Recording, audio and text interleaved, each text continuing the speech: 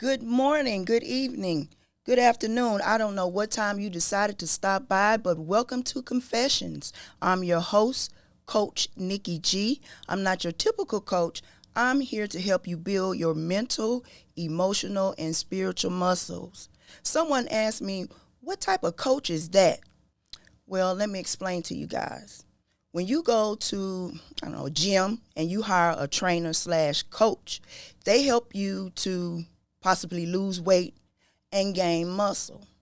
But with me as your coach, you're going to lose weight, that toxic weight that you're carrying around, mental and emotional weight that you're carrying around. You will lose that weight and gain emotional and mental muscles in order to drop that weight. So consider me as your coach. If you come into my services, we'll sit down and have something called a discovery session where we would sit down and talk about what is your goals, what are you trying to obtain, and we'll come up with a plan just as you would with a regular trainer in a gym. It's the same concept. So if you're in need of some services, coaching services, go to internal with an I, evolutions.com and book a discovery session. It's free. What do you have to lose? It's free. So today I want to talk about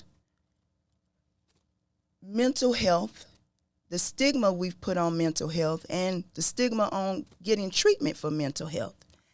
I think it is so important because a lot of us now, we are walking around right now and we may be suffering from mental illness or your mental health may be in jeopardy. I also want to talk about what mental health looks like or mental illness looks like. A lot of us see things on social media.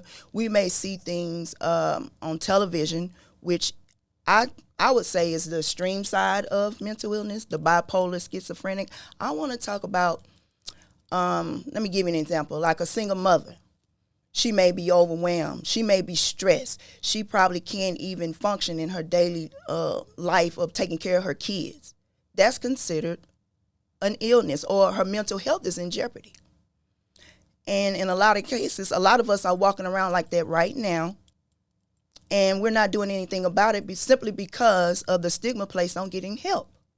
But just like you go to the doctor when you're sick, physically sick, you got high blood pressure, something like that, why not go to a therapist to help your mind when your mind is sick? It's the same thing. So today I have two guests. They are licensed therapists. Miss Georgette. Georgetta, I'm sorry. How are you? I'm great, thank you, and thank you for having me here. So, Miss Georgetta is over, 2 decades as a therapist? Yes, I've been a licensed therapist for close to 2 decades. I am a licensed professional counselor. I'm also a supervisor, which means that I help train those who are coming up through the field to become counselors as well. Oh, that's awesome.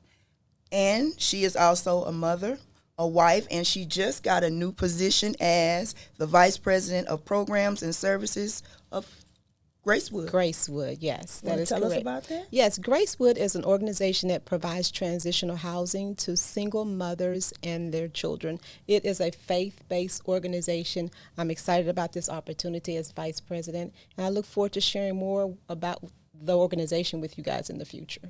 Oh, that's wonderful. And she told me, please don't leave out that she is a child of God, okay? I am that. I am a daughter of the King. I There you always go. say that,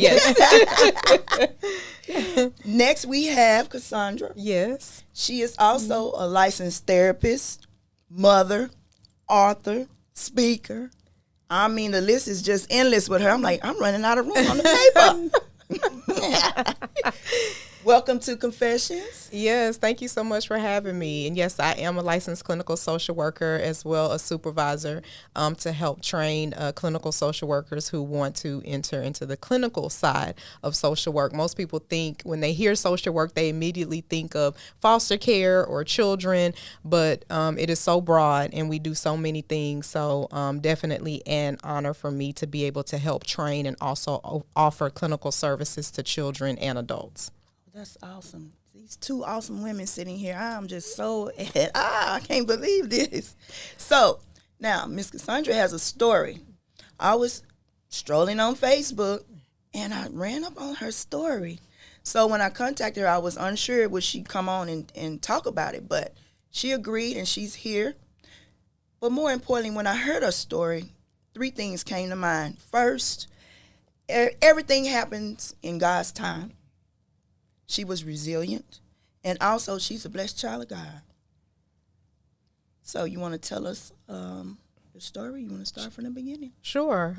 So let's see. I grew up in Houston, born and raised, grew up in a very impoverished environment, moving from house to house, place to place, shelters, all of those things.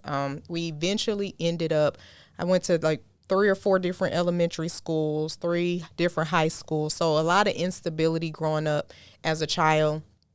Once we ended up in my last high school, I was attending Madison High School, and our home was broken into. I was 16 years old at the time. My mom had just gone and left to go take a test at a college on a university campus, and I heard some shuffling in the other room. I thought that my mom had returned, so I called out to her, asking if that was her, to find out that it was not. I saw someone, when I called out for my mom, I saw a man peek his head into the door. And it startled me, of course, because no one was supposed to be in the home other than me and my sister. So when I looked up at him, he basically said, "Don't look at me. If you look at me, I'll kill you. And if you scream, I'll kill you." And so I immediately just started crying, begging, literally begging, like, "Please don't hurt me. Please don't hurt me." He raped me that day, left the home. My sister was hiding in another room, in the back room. She heard the commotion and was afraid to come out. We went to the hospital. They did a rape kit. We were interviewed, or I was interviewed by the police, just so many doctors, all different types of interviews. So after a few months, the few months turned into a few years. I didn't hear anything back from the police department. 15 years later, after the rape, I got a phone call one day randomly, and it was the Houston Police Department, and they were basically telling me that my rape kit was one of thousands of rape kits that sat untested for over 10 years. They had done an audit of the rape kit room, and my kit was one of the first to come back with a match.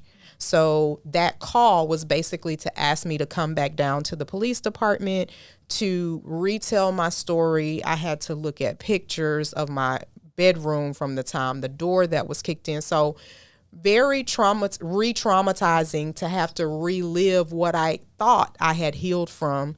And hopefully we'll get a chance to talk a little bit more about the healing process, right? But what I thought I had healed from, but that brought up so many old wounds, right, that I had to relive and go through another healing process.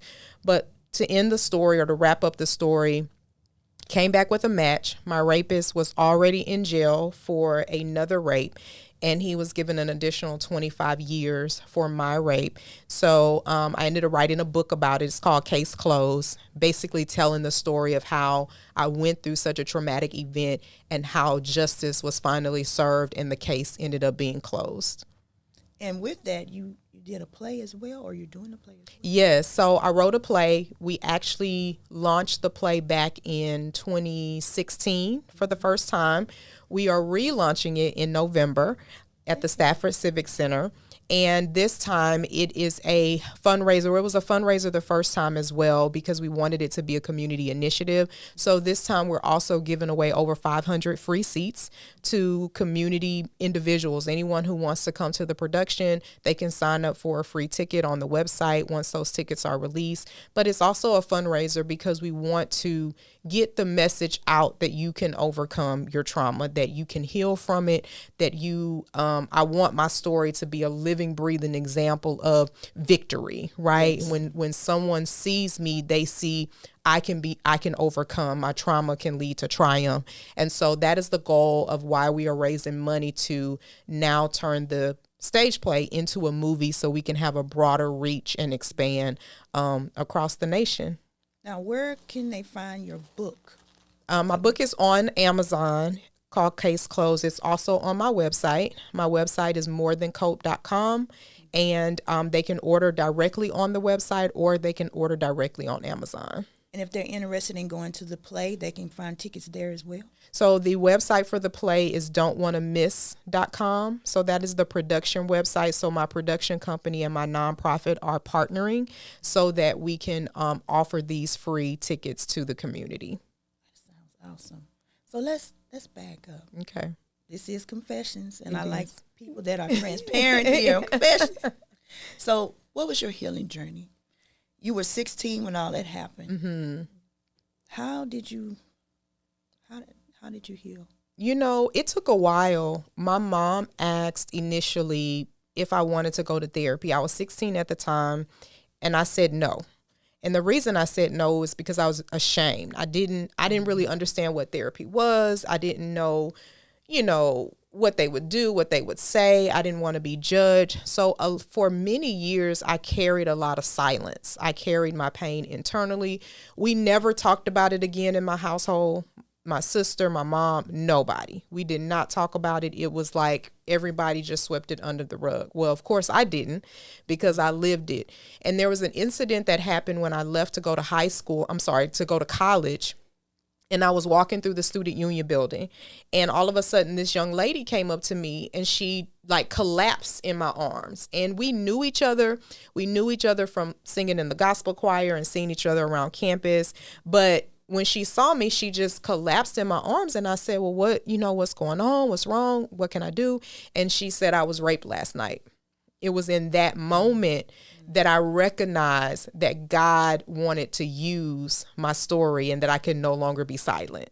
So I had been carrying it. So that is pretty much what launched my healing process. I began to talk about what happened to me. I began to express myself. And then a few years later after that, I actually went to therapy to process the pain, the trauma, all of the things that I had been holding in for so long. I did a podcast not too long ago on triggers. Mm-hmm. So you said that when you had to go back Mm-hmm. and relive, look at pictures, you were triggered. Mm-hmm. How did you move forward past that? Because sometimes when we triggered, it's hard to move forward. Yeah, the biggest thing with triggers, and it's difficult for me not to talk from the clinical perspective now as a therapist, what's challenging with triggers is, or not what's challenging, what's important is to reframe your thinking, right? And so what I had to do was remind myself that this was in my past. I had to remind myself that I had overcome it. I had to remind myself that I had lived beyond it. And so from a trigger perspective, it is about how you allow those instances, those pictures, how do you allow them to rest in your mind or not rest in your mind? And so I had to do a lot of positive affirmations. I had to really talk about the impact that doing that, because oftentimes when people are triggered, they go back to seclude or isolate themselves. Yes. It's so important, if you experience any type of trigger, that you talk about it, that you name it. I feel afraid. This is creating fear. This is creating sadness. This is creating guilt that's rising up. So I had to name the emotions that were happening with me. And as I began to name them and then reframe them into more positive victory, more of a victorious mindset, that I'm not a victim, but a survivor, all of that was a part of my healing process as it relates to dealing with or addressing triggers. And I also like to tell people that it's no time frame on healing. Not at all. It may take you whatever time you need to heal. That's important too. For sure. Mm-hmm.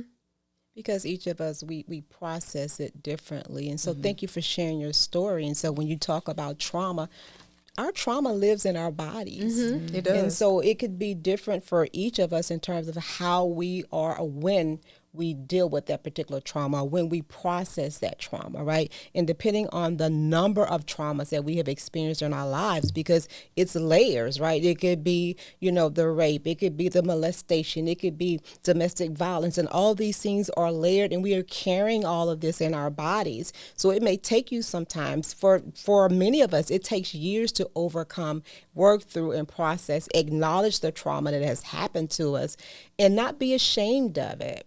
For me, being having been through molestation by one of my mother's boyfriends, and so taking me many years to work through that. So trauma lives in our bodies, and it's up to us in terms of when we process that. But it does take many of us many, many years to process and work through that as we're going through life. Mm-hmm. Yes. There's a book, I can't remember the author right now, but there's a book called The Body Keeps the Score. Mm-hmm. So when you mentioned that, it brought it back to my remembrance, and it talks about how our brains store memories, right? And how oftentimes we carry trauma in our chest or in our body, and it can be headaches, it can be stomach aches, it can be muscle pains, and sometimes we don't realize what the root of that is, but that trauma sometimes manifests itself in physical ways. And more importantly, the way our brains store memories is therapy is what helps us reprocess those memories, so that when we are triggered, our brain wants to tell us that we're re-experiencing that in the moment. But when you reprocess it through therapy, you now recognize that this is just a moment. I am not reliving this, and I can actually get through this. I don't have to relive it again. Yes, that's important too. So when you're dealing with, let's say, like I said, like the single mom, and she's stressed and she's overwhelmed, and she doesn't see herself as having something going on with her mental health. How would you address something like that? Or how can we get that stigma placed on that, or let people know that it's time to, go get help? For many, many years, for single mothers, I was a single mother for a long time, and I was raised by a single mother. And so we have a habit of just going through, pushing through, making sure the kids are okay, making sure the job is okay, making sure everything is at the home is okay. And so I shared with you earlier that oftentimes when you are operating like that, that's a learned behavior. So I saw my mom do it, so I'm going to do it. Mm-hmm. Until you have a realization, especially when you have children, that I cannot afford to continue to operate at this. You have to acknowledge it. So part of it comes from acknowledging where you are, what you feel. I'm tired, I'm frustrated, I'm just exhausted, right? And once you acknowledge it, having enough courage to go seek help. But you talked earlier about the stigma of it. And the stigma comes from a lot of times as African Americans, a lot of times I know in my household coming up, what happens in this house stays in the house. And so that's carried on for you pass it on to your children, right? Mm-hmm. And so they grow up thinking that I can't share freely because this is how I was raised. This is how I was trained. And so if we can just reframe how we're feeling about therapy, I need to process this. I need a space that's safe. And one of the things that I tell my clients all the time, I'm always going to provide you a space where you're safe, where you're heard, and there's no judgment. Because I think a lot of times we kind of veer away from getting the help because we think we're going to be judged. Mm-hmm. And so if we can have spaces like this that we can share freely what we're feeling, what we're going through, and have the courage enough to acknowledge I'm stressed, I'm fearful, I am exhausted, I need a break, and having someone there to kind of reciprocate and to give back to you a little bit and take some of that off of your plate, right? But a lot of us don't have that support. It's just me. When I'm a single mom, it's just me and my baby. But how can I create a space that not only do I acknowledge how I'm feeling, but then I have enough courage to reach out to someone and say, hey, I'm stressed today. Can you help me out with this particular issue? Mm-hmm. Yeah, and I was going to say, too, oftentimes we don't recognize that even good things in life can be stressful and can impact our mental health. For example, buying a house, having a baby, getting married. These are all great things, but they come with a very high level of stress. You increase your financial commitments, all of these types of things. And so it's so important for anyone, single, married, or the other, that life has a way of creating burdens, right? And it's so important for us to recognize the importance of talking about the impact, even if it's something positive, because sometimes, I'll say from a Christian perspective, sometimes from a Christian perspective, we hold ourselves back because we don't want it to come across as though we're ungrateful, or we don't want it to come across as though we are not thankful, or that we're complaining. But the reality is, telling the truth and being authentic is not complaining. Mm-hmm. Yes. It's being real. And the moment you begin to name and walk in your reality and be authentic about what you're experiencing, you can't even imagine how that alone can lift a burden. I've had so many clients who have come into my office and said, I've never told anyone this.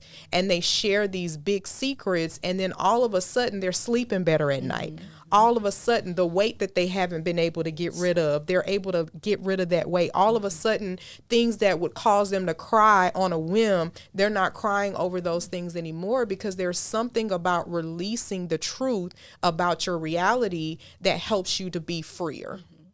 I agree 100%, because my first experience with the therapist was a marriage counselor. Mm-hmm. And at the time, my ex was not interested, so he left. But I kept going. Mm-hmm. And she got me to open up about things and to view my life differently, mm-hmm. which caused me to do, I would like to say, a turnaround in the way that I think and the way that I address issues. So it's very important that I feel like we remove that stigma. Mm-hmm. And also the stigma of sweeping things under the rug. Mm-hmm. I always said it on my podcast. Mm-hmm. I like to talk about the things that people sweep under the rug. Mm-hmm. But it's only so much sweeping you can do before that garbage come out. Yes. Right. It's going to seep That's out. True. It yes. does. It's going to seep yes, out. Yes, it does. So I created this safe space to talk about those things and not be ashamed, not be judged. It's time for a change. We cannot keep going around mental health. We have to do something. Well, it's like I said earlier, our bodies are containers. And so we are stuffing constantly all these things inside of our bodies, And so it's going to manifest eventually. It manifests with you being angry, you being snappy at your coworker, or snappy with your kids. Some of us, it's substance use or violence, but it does manifest in that way. And so that's why it's so important to be in tune and in touch with how you're feeling. Even as a therapist, being in touch with if I'm having a bad day, if I'm having a stressful day, because I'm pouring into others. And so even as mothers and wives or whatever you're doing in your life, it's important that you acknowledge where you are. But it takes a certain amount of courage to do that. Like, I'm feeling this way. I had a conversation on the way here with someone, and I really gave her a compliment for really acknowledging where she was and really speaking to it. Like, I feel this way. I want to have the conversation, but I'm fearful. And so just by her making that statement, I'm like, I'm complimenting you. I'm giving you kudos, because 2 months ago, you wouldn't have said that. Mm-hmm. And so having the courage to say what you mean and own it and stand in it. And for many of us, we have experienced all sorts of traumas, but we hold it, right? And so you ask yourself, why am I holding this? How is it benefiting me? And especially when you have little ones or children or anyone in your family that you're modeling behavior for, you have to understand, I have to understand, what am I modeling? Mm. What am I really teaching her? What am I really teaching my daughters about how to navigate this tough spot? So it's important that if you can't identify within yourself in terms of how to share or when to share, that you think about that little person or that person in your life. Sometimes it's your parents. It could be your parents. My mother, many of us have mothers and fathers who were born, of course, in a different generation. Mm-hmm. So they didn't believe in therapy or going to a therapist or telling your business, so they would say. right? So, but how do you change that? You change that by reframing. You change that by modeling for them. You change that by having the difficult conversations with them.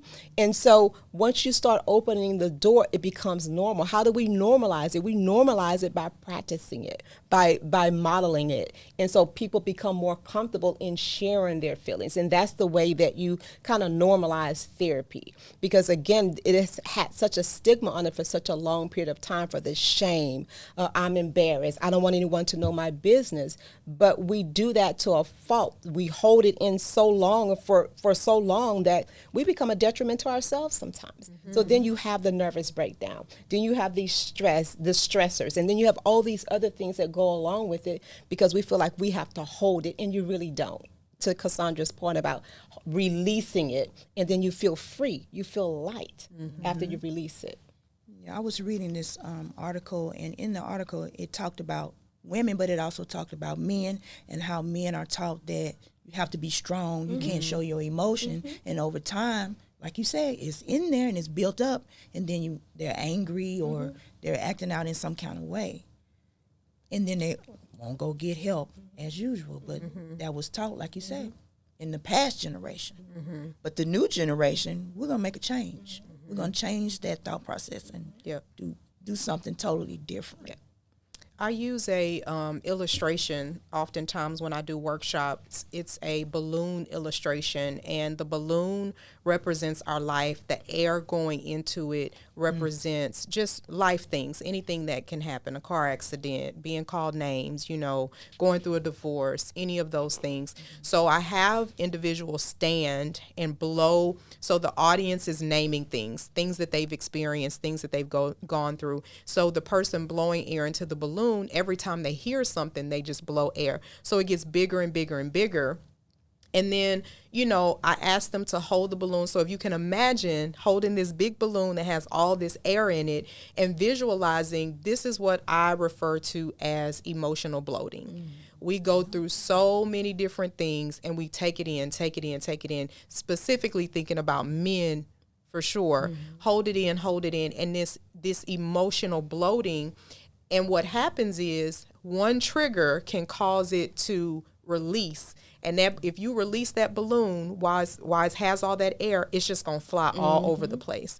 And so often we're wondering, well, I wonder what caused that person to snap, or I wonder why that person is always so angry. The reality is they're probably emotionally bloated. They have probably been holding in so many thoughts, so many emotions, so many memories, so many situations that they've been told, we don't talk about that, or you're weak if you talk about it, and now they're exploding.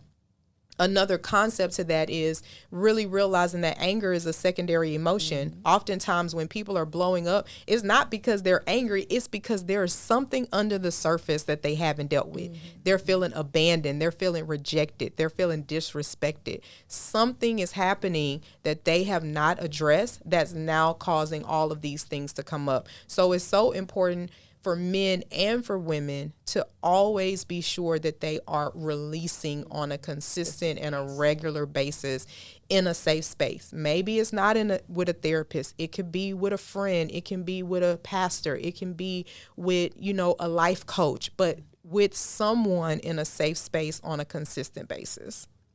Yes. And a lot of times in past culture too, when we go through things, and people mean well, they'll suggest, hey, let's go hang out, but you're not dealing with the problem. If you're just hanging out, you drinking, you smoking, or whatever you're doing, you're not dealing with your problem. So it's important to find that safe space that works for you. As she said, it may not be a therapist, it could be something else, but find a safe space that works for you.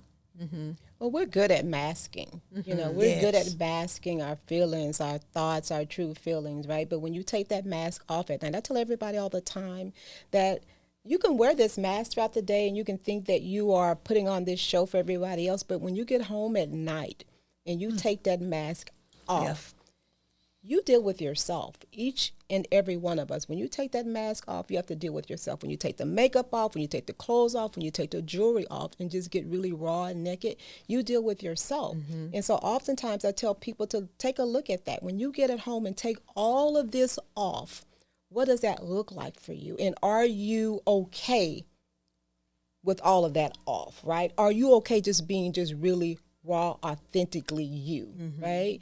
And then if you're not comfortable with that, where does that come from? And what do we need to do to get you back to a comfortable level? And so oftentimes we get comfortable wearing the mask all the time. And sometimes for most of us, a mask, it becomes heavy after a while. It's hot, it's sweaty, it becomes uncomfortable. So at what point do you get uncomfortable enough to take that off to reveal the true you? Now that's deep. I can remember when I went through my cancer journey and I lost my hair, I lost both my breasts. You know, I had lost a whole lot of weight, but I had a reality check. I stood in the mirror and I did exactly what you said. I had to accept where I was in that moment and know that I was not going to stay there. At some point, I'll be moving forward, and you have to do the same thing. Yeah, that helped me. All of us have to do some self-talk. All of us, right? Some positive self-talk, some affirming ourselves and who we are. And even when you're having that day or you having that moment where you don't feel as comfortable, then you have to know that. You have to know that who you are. So self-talk is very important. Yes, it is. So with that being said, let's talk about a daily routine, maybe that someone could take when they're feeling angry or they having a not okay day. What is some things that someone can do or they could do? There are lots of different things that people can do, and I think it just depends on who you are and where you are, right? I've had clients that call, they're at work, and someone has triggered them at work. So I'm asking, what specifically triggered you and why, right? And so oftentimes we allow another person's actions to dictate how we respond. And I tell them all the time, you don't have to react, because when you react, you're reacting out of emotion. How do you respond? Respond requires you to step back. Take a step back, right? Go do some deep breathing, go to the bathroom, splash some water in your face, get you a glass of water. You know, do you have a fidget? Do you have a stress ball? Do you have something to kind of bring you back down? Try your deep breathing, you know. For some clients, it's coloring. I have clients that like to color, they like to paint, but always having something in their hand. So there are lots of things that you can do to kind of de-stress, you know, or remove yourself from that situation. For some of us, it's working out. You know, it's going for a walk, it's going for a run, it's meditating, it's prayer. So it could be a multitude of things in terms of getting us back regulated. It's just like little kids trying to figure out really what works. Everybody doesn't like coloring. Everybody doesn't like journaling, but you can go for a walk, right? You can collect yourself and go kind of retreat and go to the bathroom and collect your thoughts, right? And so I think it works for, depending on who you are and what works for you, you have to identify really what works for you. Because again, like I said, journaling, everybody doesn't like journaling, but you can do other things. And so Cassandra may want to add to that as well. No, I think that list was very good and thorough. I practice grounding with a lot of my clients, especially because I specialize in trauma, and we utilize EMDR treatment, which is eye movement desensitization reprocessing. It's a type of therapy that can be used with individuals who've experienced a high level of trauma in their lives, but they don't want to tell the story over and over again. So the approach that it takes is it allows you to reprocess the things that you've been through without having to tell all the details. But a part of that, before we get into the reprocessing component of it or the stimulating component, we do grounding techniques. So that can include deep breathing, that can include meditation, it can include affirmation, but definitely getting to a place, like you mentioned, of regulating yourself is so important for people to be okay and know that it's okay to separate themselves from whatever the situation is that may be causing them stress or worry or frustration or anxiety in the moment, to say, hey, I need a break, or hey, I'm going to step away from 5 minutes, or hey, I'm going to take a restroom break. You will be amazed at what 5 minutes of walking around the floor at your job or outside or in the parking garage will do just to get some fresh air.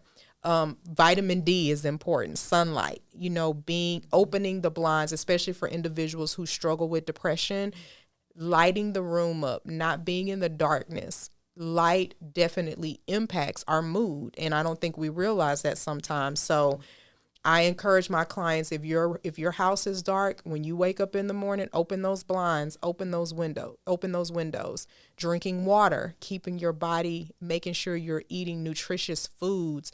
There are so many things that we don't realize impact our mental health, and we can do these simple things and begin to almost notice immediate changes if we do them consistently. That's the key, is doing them consistently. And that's the thing. And it's simple things.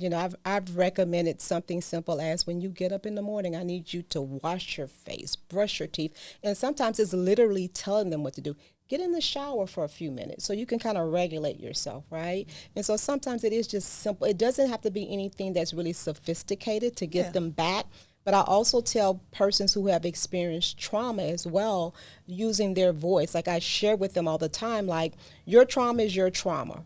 And you own it, but you don't have to be re-traumatized. And by that I mean, you have a right to say, you know what, I don't really feel safe at this moment, so I'm going to retreat, or I'm going to remove myself from this space, and actually remove yourself from that space. And I tell them all the time that you don't have to re-traumatize yourself by simply saying, I don't feel safe, and then removing yourself, because from the trauma you experienced previously, you may not have had control of that situation. You may have been a child, that person may have been bigger than you, but at this point, you do have the ability to say, I don't feel safe. I don't like the way that you're speaking to me. I don't like the way that this makes me feel, so I'm going to remove myself, and then we'll come back to it later.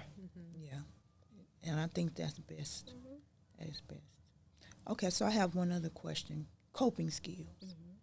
I had an incident with one of my children, and the outcome was they told me that she didn't have any coping skills. And I think for me as a mother, I'm always thinking I'm teaching them, but apparently I was not. So what do you suggest in that light? Because coping skills, I feel like they're so important when you're dealing with emotions, things that happen to you. You have to know how to deal with them, especially when you're angry or you're heartbroken. In her case, she tried to commit suicide. She had no coping skills. What do you think about that? I think, for coping skills, it looks differently for each of us. And so when you talk about someone that's young is having the thoughts of wanting to hurt themselves. So teaching them, number one, that life does happen. I think a lot of times we put these kids in positions that we have overprotected sometimes, and they have not experienced or had the opportunity to experience life and to work through some of those challenges. For example, I have a 30-year-old daughter. And so when you talk about coping skills, my coping skills were different because I was reared by a single mother. I had to go out and get it. There was no choice. There were no other options. But with my daughter, we had given her so much and did not allow her the ability to navigate life on life's terms. So when she got out of school and kept running to the brick walls in terms of her finding employment, you just have to be consistent, you have to be encouraging, and you have to give them options in terms of, okay, look at it this way. Because a lot of times when they're in that situation, they don't have the ability to really see clearly a situation. And so walking them through scenarios, sometimes role playing with her to let her know this is how you deal with this particular situation. Opening up the door so she can have communication with me, like I shared with you earlier. When there is a barrier between you and your child, and they don't feel like they are, that there's a comfort level there that they can't break through in terms of being able to talk to you. There's a barrier there. There's something that's preventing them from doing that. Opening that up to ask the question, what can I do differently? What do you need? Sometimes it's what do you need at this time? And sometimes they're not able to identify what it is, but after you have some conversation about it and you're able to come to give them some solutions to that particular problem. But I think coping skills, not only do you teach and educate, sometimes you have to model what that looks like, and they see you working through these challenges, right? And then circling back to have a conversation. I don't think that sometimes we have enough conversations, especially with our younger people, about how to get through challenges and be real with them that challenges will happen. And when they happen, you don't allow it to break you down, right? And this is what you do to overcome that particular challenge and be authentic. Like, mama wasn't perfect. I'm not perfect. I've had those challenges, and let me share with you what I have done and what has worked for me. I think, in addition to that, a lot of coping comes to being able to name whatever it is that you're experiencing. And coping starts with being able to articulate what's happening. And I think for a lot of our younger children and young adults, we have to equip them with language on how to express themselves, right? I feel, I need, I want. A lot when we were growing up, or let me speak for myself, when I was growing up, it wasn't a I need, I want. It was you are quiet until you are spoken to, period. You don't need anything but what I give you, right? Exactly. That was the mindset that we were raised in. Well, I have a 7-year-old. It's very different with her. I'm constantly, as 7 years old, I'm feeding her the language she's going to need as a teenager. Tell mommy how you're feeling right now.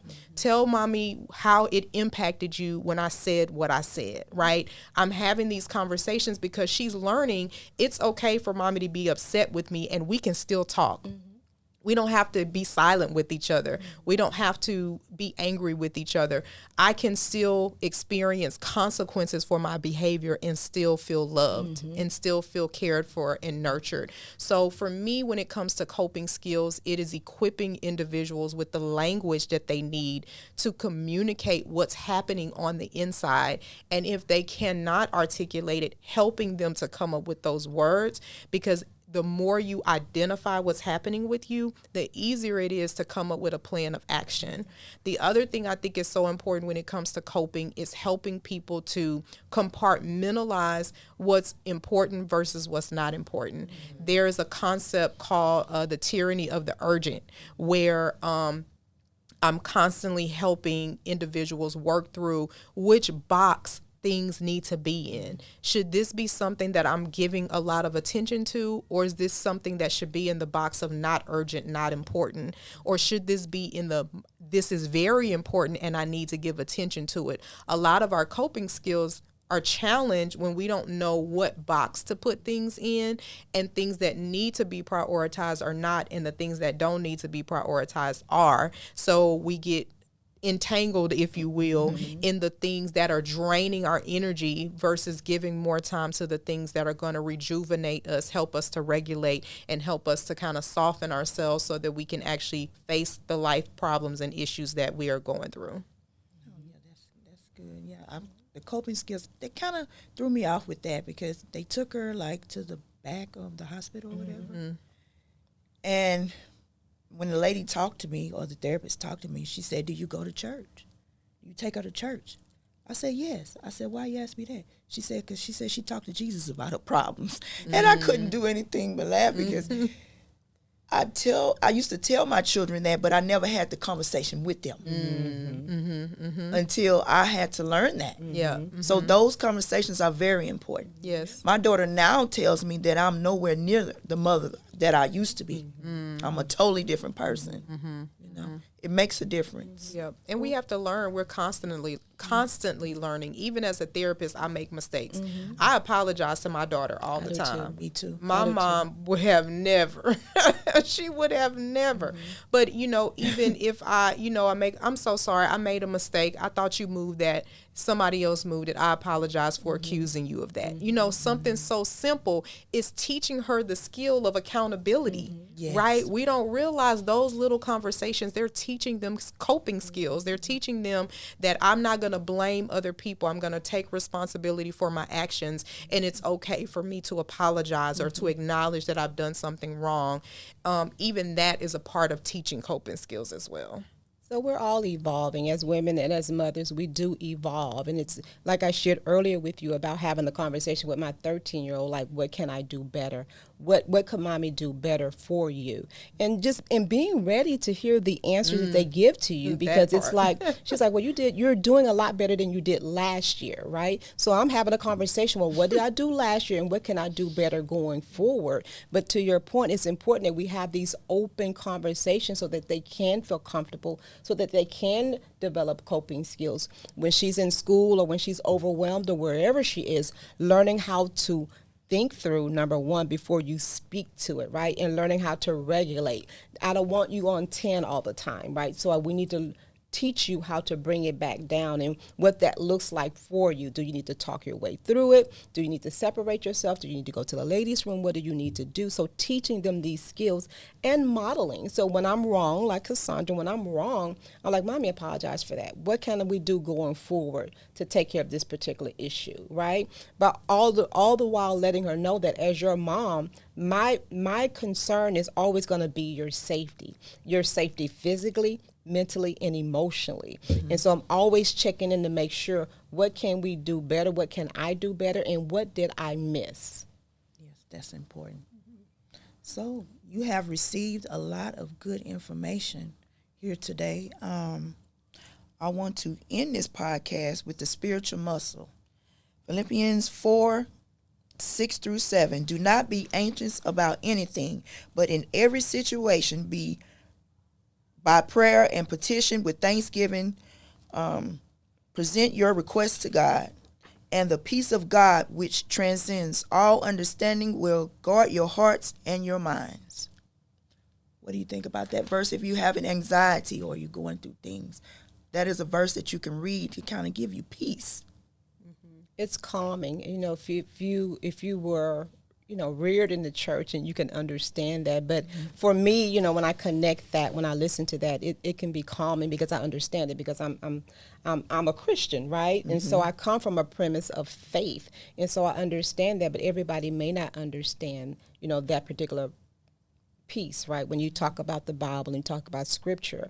But for me, it brings me peace. And I shared earlier that, when you talk about therapy, you talk about spirituality, there's an intersection there, and most people don't get that, right? So there's an intersection when you talk about anxiety. From a scriptural perspective, I know that God gives me peace, and he says don't be anxious for anything, right? And when I'm dealing with a client, I can share that word with them, but I can also teach them ways to decrease the anxiety by meditating on scripture, or through meditating on through music, right? Just calming yourself, calming your body, and getting to a quiet, still place.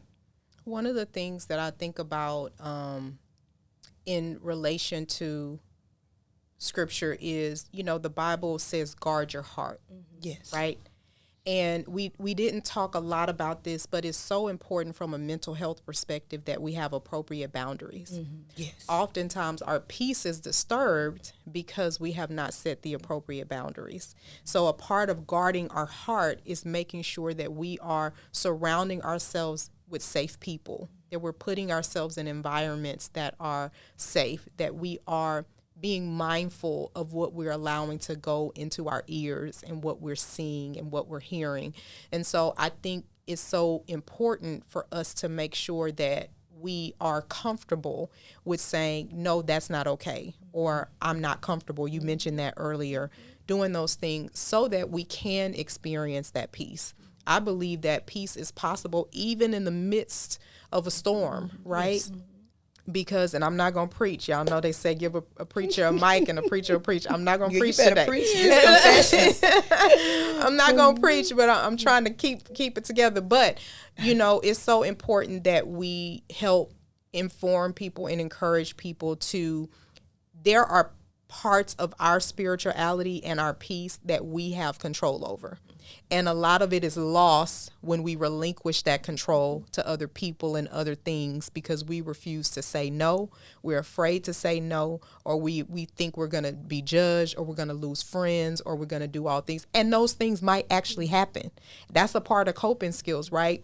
how do you deal with loss but still maintain your peace on the inside, is knowing at the end of the day that no good thing will God withhold from you. It's knowing that all things work together for the good of those who love the Lord. It's knowing that no weapon formed against you shall prosper.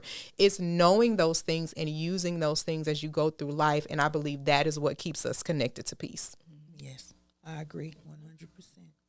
So with that being said, that will conclude this podcast. Do you have anything else you want Just to add? thank you for having me on tonight. I really enjoyed the conversation. So just thank you for having me.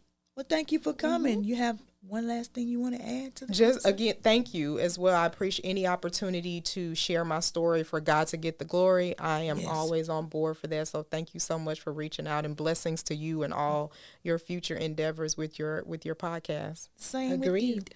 Oh, one last thing. Where, if someone wants to get your therapy or counseling service, where can they find you? Yes, so my therapy services are Medlock Counseling and Associates, and I am located at 3000 West Land, Suite 265. My phone number is 832-736-0008. We're located here in Houston, Texas. Houston, Texas.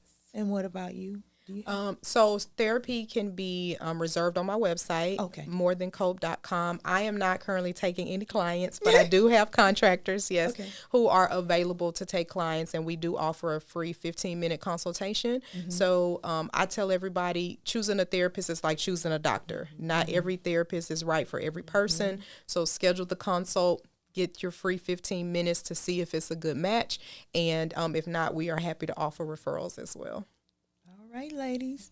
Well, that concludes this podcast. I want to thank you for taking time out of your busy day to listen to us, and you have a great day.